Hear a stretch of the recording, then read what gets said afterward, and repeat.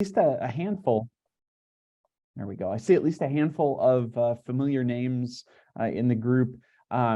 If folks are able to use the reactions and give a thumbs up if you've been able to join for one of the previous sessions.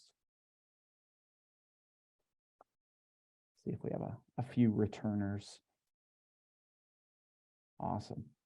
And if there's anybody who's here for the very first time, if you'll use a different one, maybe the celebration emoji or something like that, if you're joining us for the very first time. Oh, Damien's raising his hand. I'm going to take that for awesome. All right. Well, we're gonna get started. The goal for this evening, since I know we've got a number of returners, and we have some people who are here for the first time. I'm going to tell you a little bit about Retro Report, about what we do. So that'll be pretty brief since a lot of you have some background. We're going to talk briefly about some of the things that are new from Retro Report. So the last time I connected with this group was, I want to say, October, and we've released quite a few things since then. Some great resources that, depending on what courses you teach, there might be a great fit for you. And then I know the hope was that some of you may have actually looked through our resources and maybe put some to use in your classroom. And if that's the case, I'd love to hear, what you did, how it went. And for those of you who are learning about Retro Report for the first time, I'd love to get some reactions and see how you envision maybe using Retro Report resources in your classroom. And then at the very end, I'll have a short survey I can link for you, or I have linked for you, and then I'll make sure Jamie or Wendy or someone is able to send it out after the fact as well. Because for people who give us some feedback, I can send you a small token of our appreciation, a little bit of swag for you, some cool things for your classroom or giveaways or that sort of thing. So I'm going to go ahead and share my screen, and we'll get started.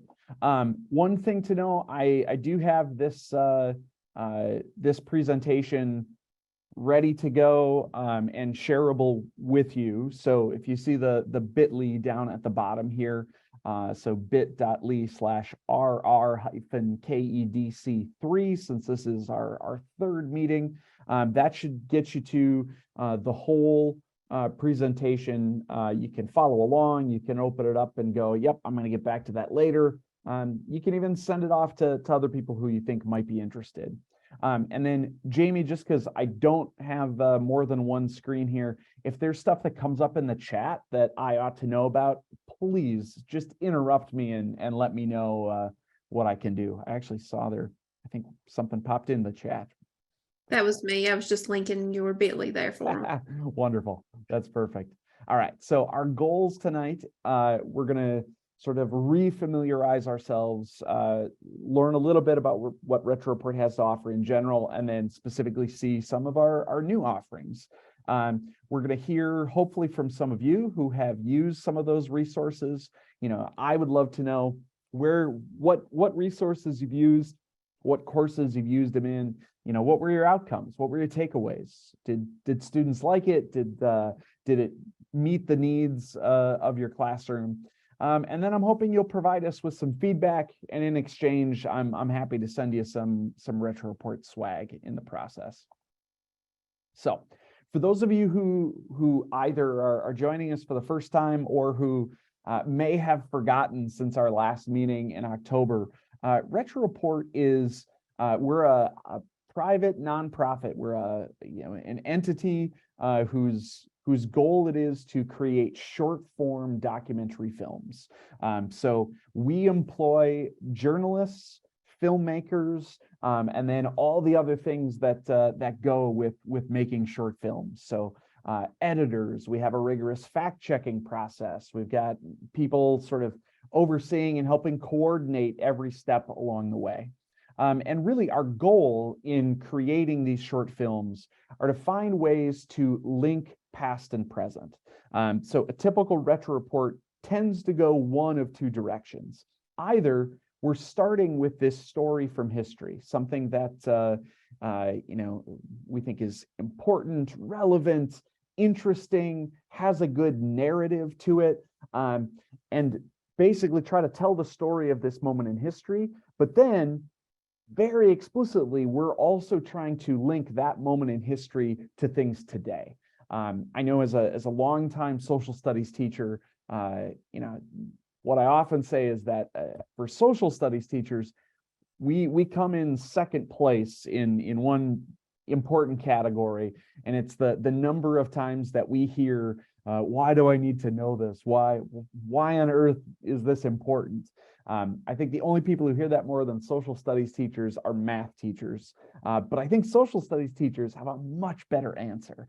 I think our, being able to connect those ideas and stories from history to what's happening in our world today is really, really important. And so one model of our storytelling is start with that story from the past and help students and the general public understand here's how it connects to our world today.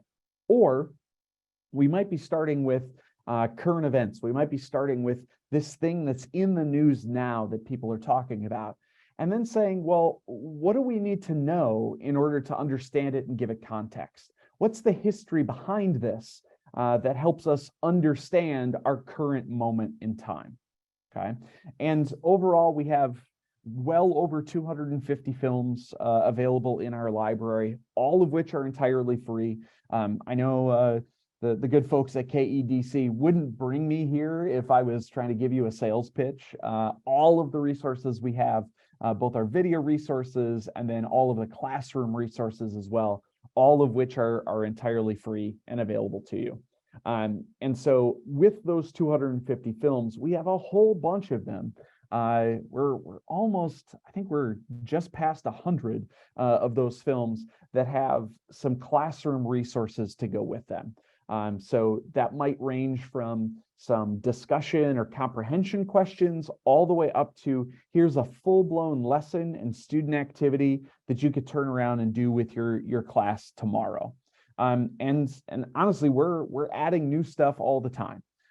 We're creating new lessons and resources to go with new films that we produce, and we're sort of actively going back through our library and figuring out, well, what are other films that teachers are likely to use that we can create some resources to help them out. So just about every week, we are adding new resources, new classroom resources to that library.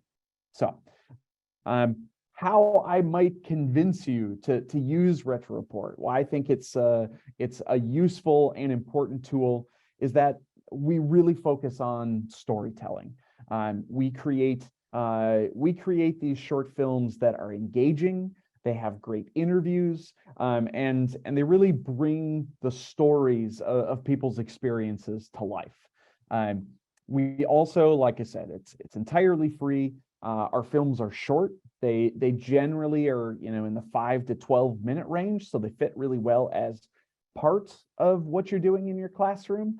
The springboard for an inquiry activity, the springboard for a discussion or writing or all sorts of different things. We're not a just push play kind of curriculum. It's not, yep, this is movie day and that's all I have to do for the hour. We're really designed to be integrated as part of a lesson. And in doing so, we keep things short and engaging so that, ideally your students aren't zoning out before it's finished. And I think, like I said, we do a great job of making some connections between things like history, civics, geography, psychology. I'm going to show you some examples today from environmental science that do a really good job of linking to why is this important today and why does it matter. So here, I'm going to show you a quick clip of a film that's, it's not a brand new film, but it's part of a brand new collection. And so I'm going to show you, we did a whole series called The Future Of with an organization called Quartz as a production partner. And so here, this film is titled The Future of Water. So looking at what are some innovative things that people across the globe are doing when it comes to water conservation, and how might these things hold the key for places around our world today, including plenty of places in our own country. I'm not sure what the water situation is in different parts of Kentucky. I know you guys have plenty of rivers and things like that. You're not the southwestern United States and constantly battling over water, but there are plenty of places around the country that are having those fights on a regular basis. All right, let's take a look here. New water restrictions have been imposed in Cape Town, South Africa. In India, rising temperatures threaten to make a severe water crisis there even worse. The greatest global risks of our time, the shortage of water. By 2050, the United Nations says more than 5 billion people could be facing water shortages across the globe. Normal is gone because populations around the world have grown so large.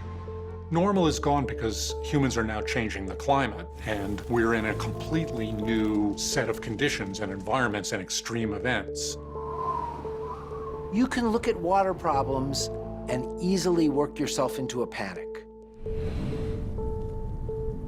We're talking about 95% of the population is actually living today in a country that has less water than it did 20 years ago. Take the nation of Namibia in the southwest corner of Africa. It's named for the Namib Desert, which is one of the oldest deserts on Earth. So this may seem like a weird place to come looking for the future of water. There are no running rivers within Namibia. They're only on our borders, so we're always in a state of uncertainty with our water supply. So this is probably the worst place to have a major city built on. And yet, Namibia's capital, Windhoek, isn't dying of thirst. Windhoek found a radical source of water that's abundant and available to a city of any size, no matter how dry. Here, you'll find a facility with a unique mission.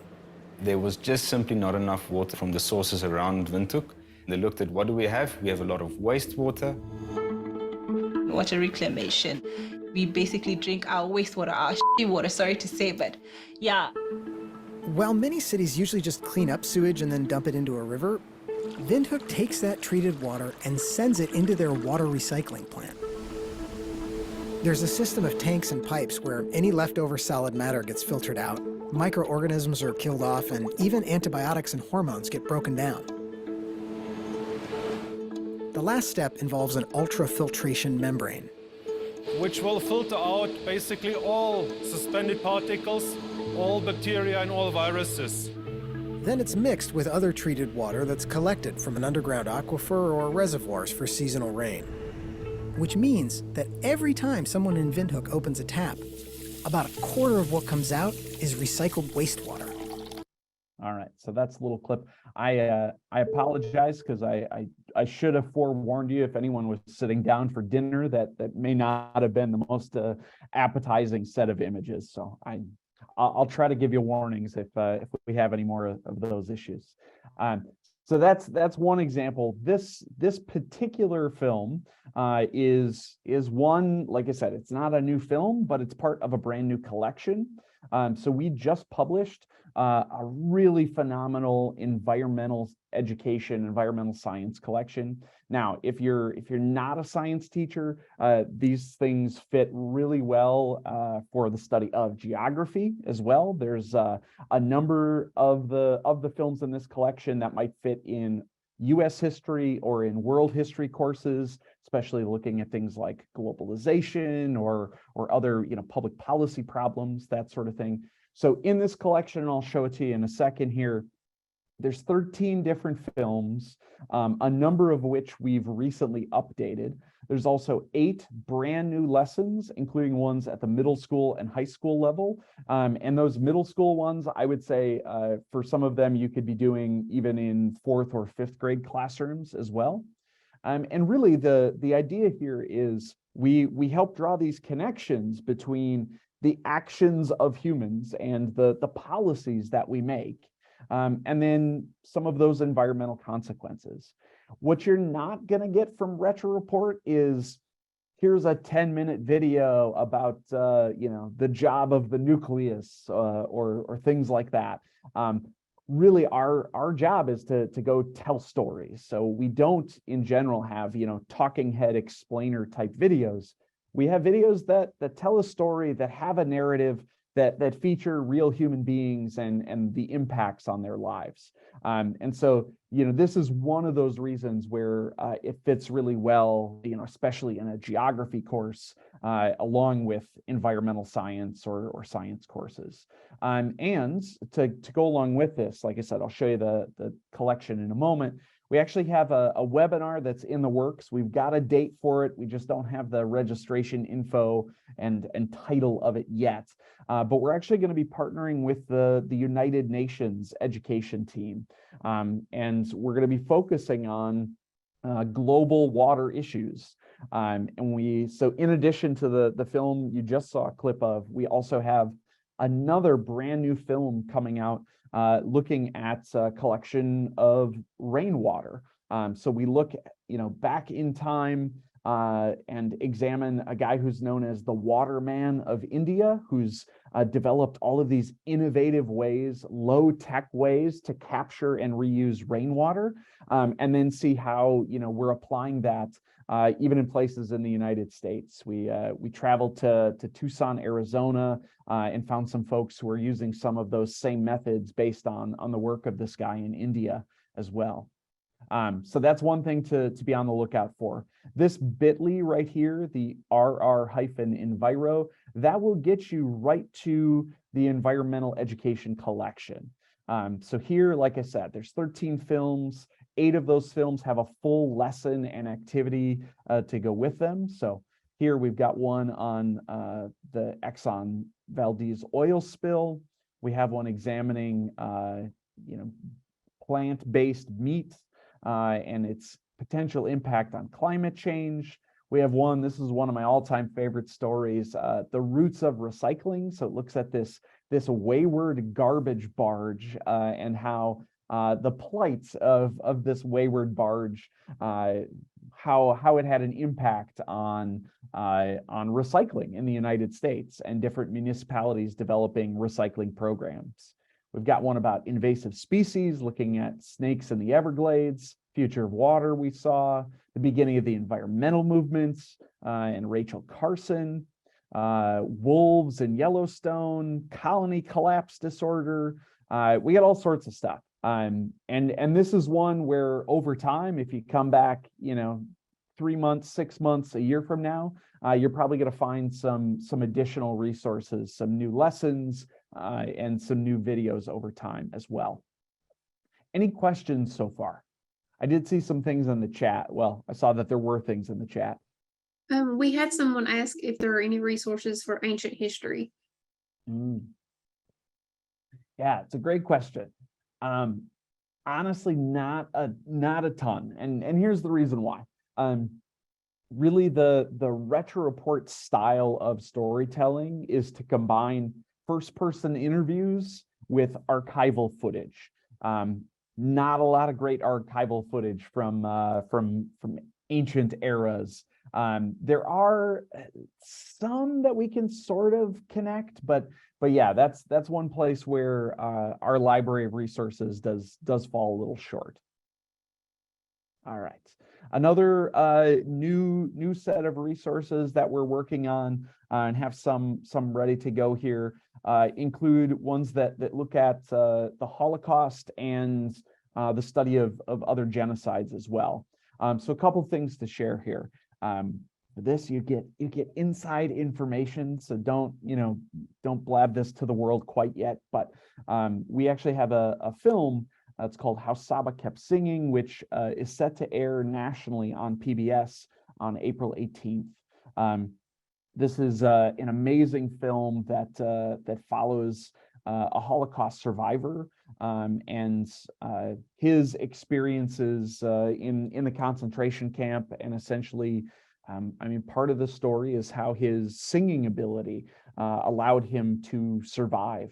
And So it's a really heartfelt, compelling story, and we're going to have a whole set of resources that are ready to go prior to the airing of that film. We also had a film that we aired a couple months ago that I'm going to show you a quick clip of that was on PBS NewsHour that followed a group of Ukrainian Holocaust survivors who were evacuated from their home in Ukraine to Germany. And so here, I'll show you a clip of this film. I'll also show you there's a brand new lesson and activity that goes with that film. But really around these Holocaust and genocide resources, we're going to have some additional lessons. We're going to have some professional development options very soon. In the early days of the Russian invasion, with bombs and uncertainty reigning, millions of Ukrainians scrambled for safety. They fled their homes hoping to escape to neighboring countries. And along the way, many stopped in Rabbi Moshe Osman's Kyiv synagogue. 92-year-old Rahel Entina worried about her nephew and grandson who stayed behind. We don't know what will happen to them. These Russians, please tell me, how can they have no shame? How can they have no shame? One person who managed to escape with her daughter, Larissa Pogosova. It was scary when we were traveling through Ukraine. I had only seen these sort of things in movies. I felt anxiety and fear that we were in danger. They secured a coveted spot on an evacuation bus to Moldova with other Ukrainian families. And for the second time, Entina was forced to leave Ukraine and become a refugee. In 1941, her family fled the Nazi army. Me, my mother, grandmother, and my twin sister, we left on a train, but no one told us anything about where we were going. There were people left in Babi Yar. Babi Yar, this ravine here in Kyiv. In September 1941, the Nazis seized this city, and over a 36-hour period, Nazi soldiers marched tens of thousands of Ukrainian Jews here, killed them with machine gun fire, and dumped them in a mass grave. That was one of the first large-scale massacres of Jews in World War II. During the war, German troops and local collaborators killed 1.5 million Ukrainian Jews, gunning them down in fields and ravines in what is known as the Holocaust by bullets. This year, many Holocaust survivors feared for their safety. Their lives became bookended by war. These Holocaust survivors, these Jews, were abandoned by the world as children, as the Nazis were coming for them to murder them, and they had to flee, and so we had to rescue them. Greg Schneider heads the Claims Conference, which provides financial assistance to Holocaust survivors. They partnered with the Jewish aid agency, the Joint Distribution Committee, to call thousands of survivors. Penny Moretsky arranged medical evacuations for survivors who were in alien health or unable to get out on their own. How can you explain to a person who's maybe frightened at 80 plus or 90 years old, they need to leave their homes? Evacuating the elderly during a war requires a small army of supplies and people. Additional food. Like the Claims Conference's Rudiger Malo. You had to evacuate them with an ambulance because they were so fragile. So where do you get an ambulance? In a country of war where 90% of the ambulances are confiscated by the army. Among the Holocaust survivors needing medical attention was Samuil Slobodsky. Early in the war, he insisted on staying, but in June, during a moment of calm, he decided he needed to escape. He brought only himself and his sense of humor. How do you feel? The driver asks. Age appropriate, 85 and then some. All right. I ended it there. I love the end of that interview, that the guy still has a wonderful sense of humor. This is also, I love this video in part because the history was new to me as well. As someone who, not only learned what I thought was a great deal about the Holocaust, but someone who is taught about the Holocaust, teaching U.S. history and world history. This was not something I ever taught. The fact that, of the 6 million plus Jews that were killed in World War II at the hands of the Nazis, 1.5 million of them were Ukrainian Jews who were never brought to any concentration camp. They were simply murdered there in, like they said, in fields, ravines, in cities. And to me, I think that's, that seems like an important piece of history that we shouldn't lose, and that we ought to teach to students, particularly since, in this moment when it has this powerful current connection. So here I'll show you, we had a wonderful teacher that I've known and worked with for a long time from Michigan, who teaches a Holocaust course. So she actually wrote the lesson, created the activity for us here. So this is the lesson plan page. So if you scroll down, here you can find both the lesson plan and the student activity. And if you're new to Retro Report or don't remember this from the previous times, the difference between those is that the lesson plan is the teacher-facing document. So here I can pull it up for you. The lesson plan is it's going to say, here's what our essential questions are. Here's what we're going to need to be able to do this lesson. Here are our learning objectives, our connection to standards, those sorts of things. The student activity is the student-facing document. And one important thing to know about Retro Report materials is that when we have these student activities, they're all created in Google Docs so that you ideally can make a copy and then make changes if you need to. If you're like, yep, I'm teaching a group of kids that's going to need more scaffolding or more background information or vocab practice, or if you're like, you know what, I found a fantastic article that can go with this that I want to substitute in. Really, the goal is to try to make all of our materials as user-friendly for you as possible. So this one, there's a couple articles that go with it. There's a handful of questions that go with the film itself. And then it brings it to the present by asking students to take a look at this commission taking a look at Ukraine currently to try to understand if war crimes are currently being committed in Ukraine at the hands of the Russian army. So that's sort of the background for that particular lesson. The last little update I'm going to share with you, and then I would love to hear from folks to see if there are things that you've used or things that have piqued your attention. We actually have a handful of new resources within the last few weeks here that look at issues of housing and inequality. So we have two films, one called Whites Only Suburbs, how the New Deal left out Black homebuyers, and then also a film called Facing Eviction. Facing Eviction actually aired on Frontline on PBS a few months ago and this past summer. And what it did was it followed groups of tenants, landlords, sheriffs, judges during the time of the eviction moratorium during COVID to take a look at, well, how were people experiencing this sort of, unprecedented time in history, not only with the pandemic, but with the federal government saying no one can be evicted from their homes.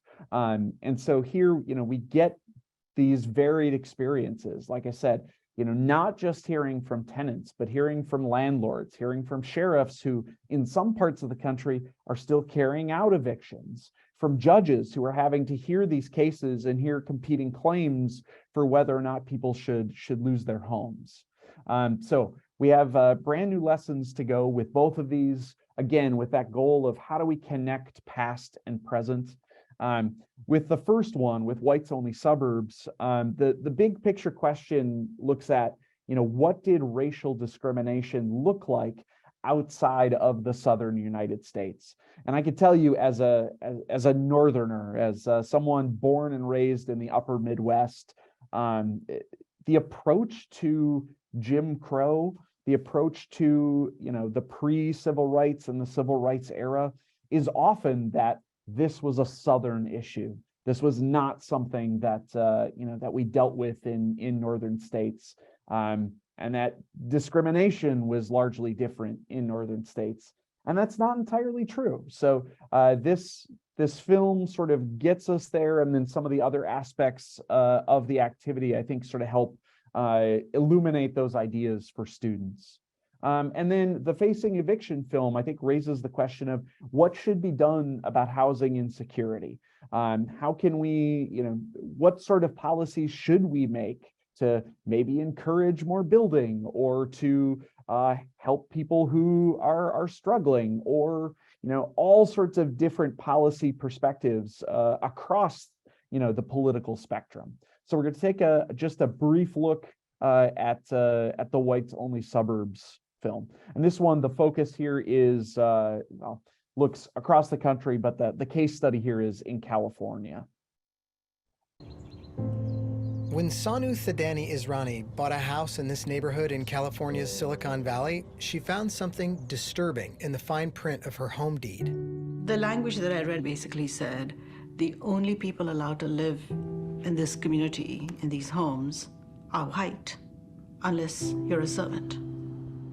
The subdivision is called Ladera, and the racist covenants were attached to the deeds of all 500-some homes here. The rules are no longer enforceable or even legal, but they've been on the books since the neighborhood was laid out 70 years ago.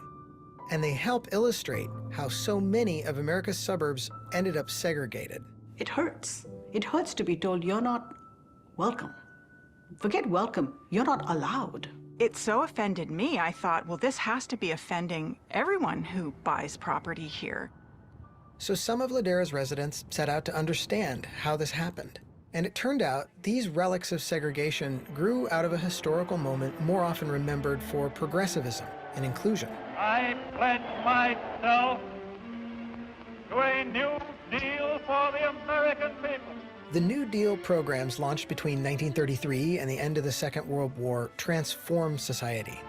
But Black Americans reaped far fewer benefits from these programs than white Americans. The New Deal expanded government capacities in a way that provided economic rights for people. The right to capital, the right to a job, the right to health care, the right to old age pension. What was problematic is that that right was not inclusive. One of the clearest examples of this came when New Deal agencies began insuring affordable home loans. Before backing the loans, agencies mapped communities across the country, dividing them into zones judged to be higher or lower risk for banks. Records show a key factor federal mapmakers used to determine this perceived risk was race. This practice, called redlining, largely cut people of color off from affordable borrowing. It's not a case that you just had these bigoted bankers and these bigoted homeowners. The federal government was culpable. Black people, by design, were excluded from this benefit. It's exactly what happened in Ladera. In the late 1940s, a mixed-race group of about 100 families banded together to build cheap homes near Stanford University. Workers, teachers, and professors, including the novelist Wallace Stegner, formed a cooperative to buy and transform a tract of hilly ranch land into an affordable suburb named Ladera. But the project soon stalled. No bank would give them the loan to build these homes. The banks wouldn't do it because the Federal Housing Administration wouldn't insure their loans, because of these 100 members of the cooperative, 3 were African Americans. At the time, the Federal Housing Administration explicitly recommended that race restrictions be used in new suburban developments. Its lending manual even included instructions for banning buyers who weren't the race for which new homes were intended. The segregation that this program alone created is responsible for much of the racial inequality we have in this country today. Unable to find financing, the Ladera Cooperative disbanded and sold the land to a private developer who built Ladera as a whites-only community. By the 1950s, this mix of federal policy and private discrimination left few options for Black Americans seeking homes in this part of California. All right. So that's that section. One other piece that I'll alert you to in terms of things we have coming, we do have a webinar at the end of February that we are set to do. We have a wonderful partner, the 6th Floor Museum at Dealey Plaza.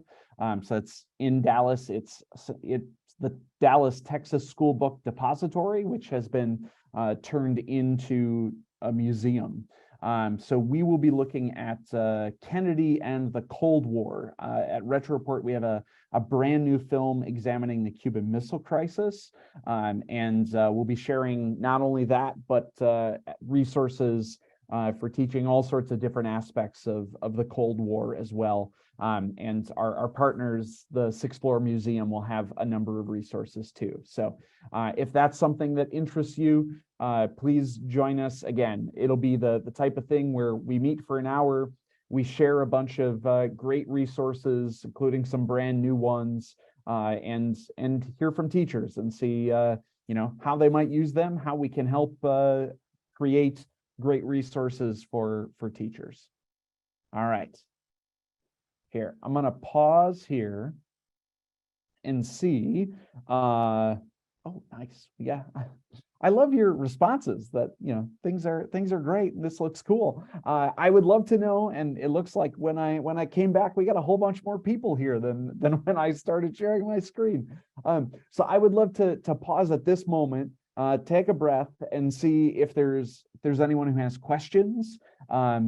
The next chunk is if you have used some Retro Report resources, I would love to know what you've used and how you've used it. If you are brand new to Retro Report, I would love you to, and I'll put the link in the chat here, I would love you to take a look at our education library and see if there are things that might fit into your classroom and some ideas you might have about how to use them. But I wanted to pause here and see if we have any questions.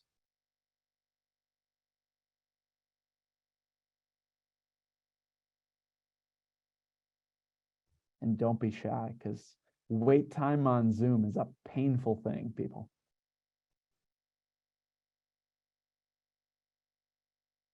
All right, seeing none.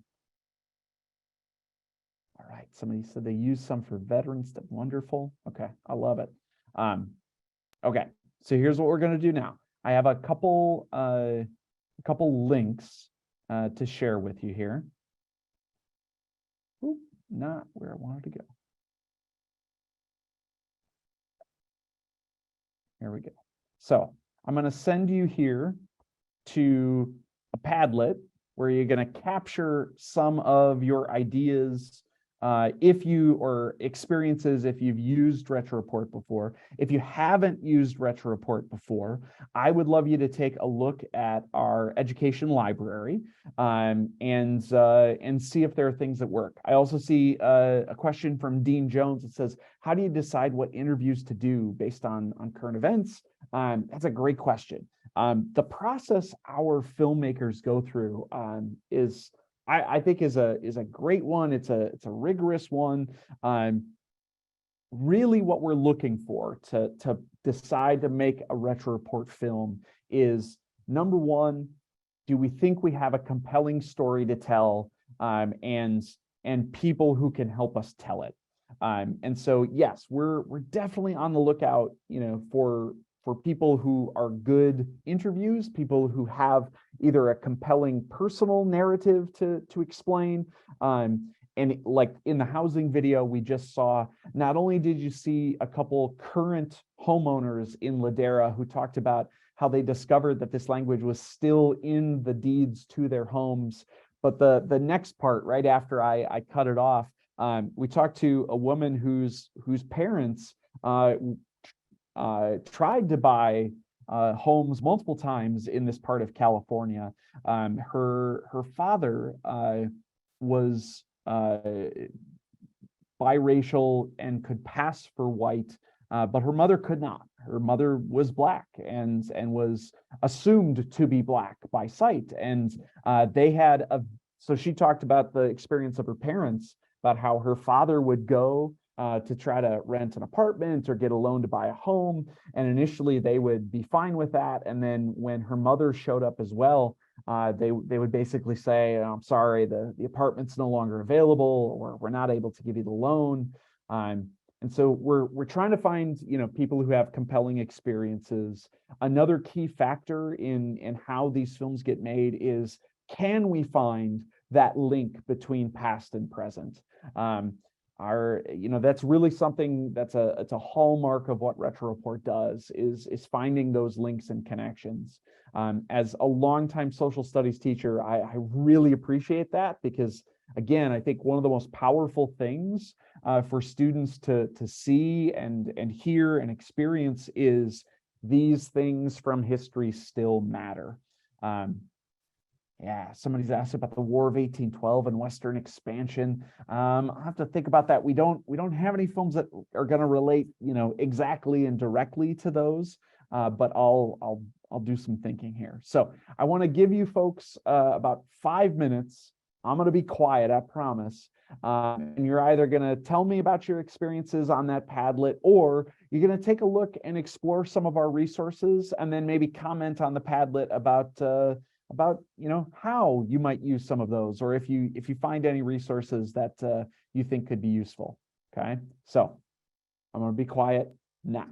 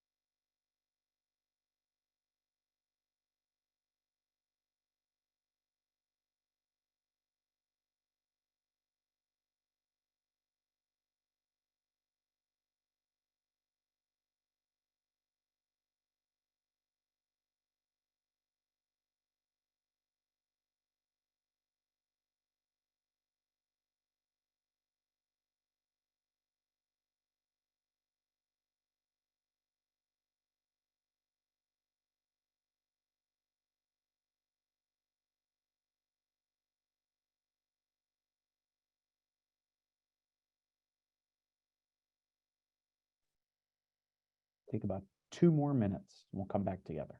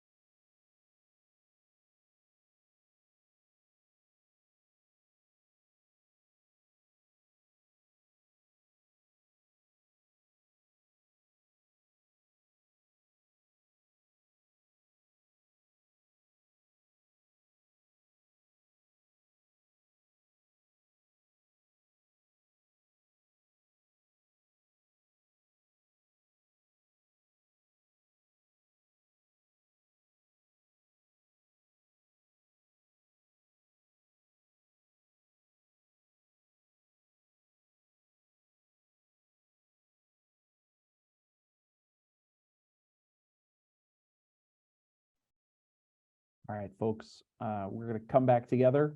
Not a ton of people put things on the Padlet, but we have at least a few.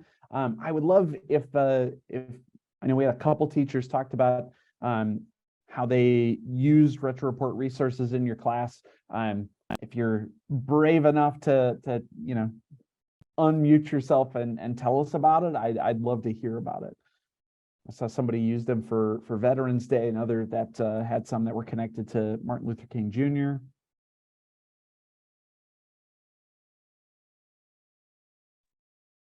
Hey, I can explain. So I'm the one that talked about Veterans Day.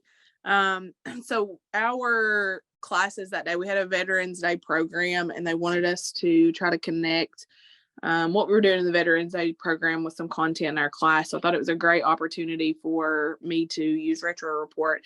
There were 3 videos kind of dealing with that topic. So I put my kids into groups of 3, and each group watched one of the videos, and then I kind of split the groups up so that they had a partner from the other videos.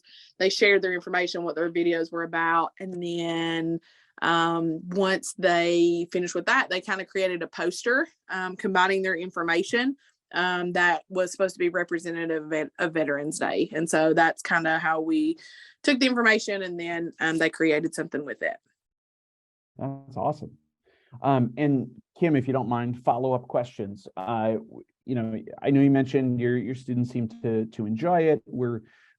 Did you feel like the films were accessible for students? Did you feel like they needed additional background or vocab information, or were they good and usable as is? I teach high school, so I know that there are people here who teach younger students. The videos were great. My kids were very engaged in what they were watching as well, which, sometimes we think about using videos in class, but students aren't always engaged in that. They were very engaged. I don't remember specifically any vocabulary questions that we had. I did give a brief introduction to each video just to kind of prep the kids for what they were about to watch. But as far as any scaffolding, none of my students needed any of that. So they were ready to go, which made it great, especially for that day. And so we are working, my students right now are working through a unit on power, protest, and progress. And so I have some plans to use some retro report videos for that unit. We just haven't got to them yet. So yeah, I was to say we should have a number that would fit well in a unit like that. And for clarification, Kim, you're an English teacher at the high school level, correct? Yes, I teach 11th and 12th grade students. Okay, so this is the retro report resources are, unlike a history teacher that's saying, oh yes, I need something that clearly fits this timeline. The things you're looking for tend to be more thematic. You're looking for stuff that's, might be more narrative, or stuff that's, good examples of nonfiction sort of, texts as the video. Is that sort of where you're going? Yeah, and so especially for 12th grade, with 11th grade, I teach American literature. So I always do historical overview for whatever we're studying. And so that's where I've found that retro report fits really, really well with that group. Seniors, it has to be more thematic because I do British literature with them. So when you're studying Macbeth, obviously retro report's not going to have a video that's going to talk specifically about that, but there are things that we can look at, or ideas where we can pull in a retro report video that would talk about that and help them to make connections between that text and what's going on in the world. So fantastic. Does anyone else want to share either their experience or something that they, as you were exploring today, sort of sparked your interest or gave you an idea of how you might be able to use it? I have a thought.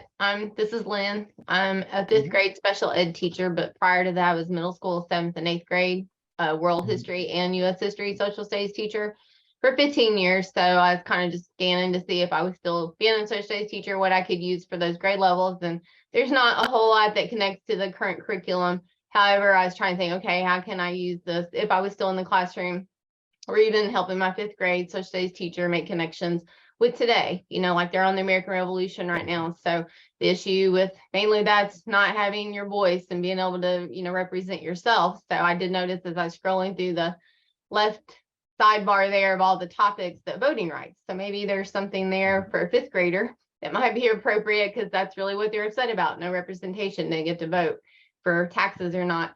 I also came across an interesting one there called How to Fact Check History.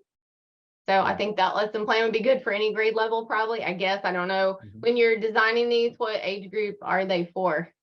Yeah, some of that depends video by video and who's creating the lesson and resources. I would say a majority of our lessons and resources are probably geared towards high school, but plenty either are ready to go for middle school or can be easily modified for middle school. And really, as you're getting to 4th and 5th grade, it's going to be a little bit more dependent on the makeup of your class and really the complexity of the story that's being told. Our film, How to Fact Check History.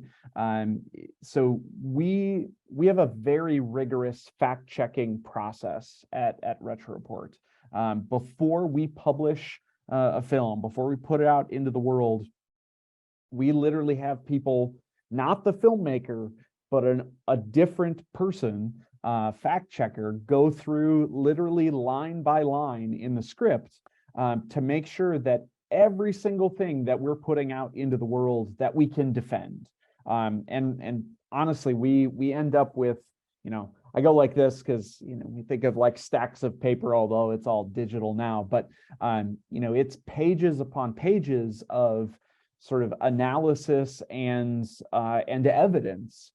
So when our fact checker goes through to be able to say, okay, yes, indeed, we can say this, we can make this claim, and here's all the evidence to back up how we can make this claim. So we made a film about it where our in-house fact checker sort of goes through and says, here's some of the general principles. Here's why we do it. Here's how we do it.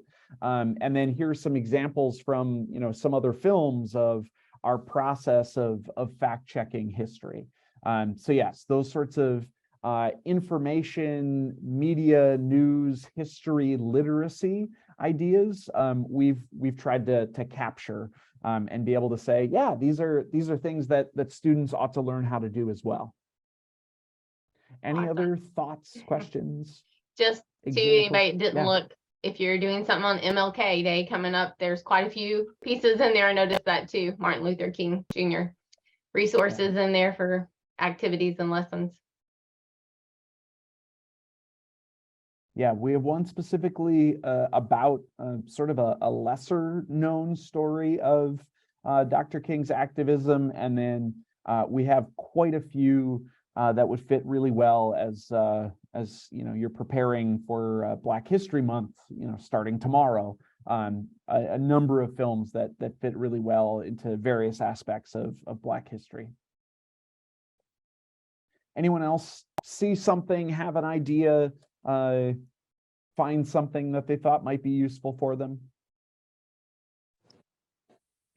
I didn't put it in on the Padlet because I was struggling to find the exact video, but I remember using one in U.S. history over the evolution of women's rights and equality in America, going through the 60s, 70s up to present.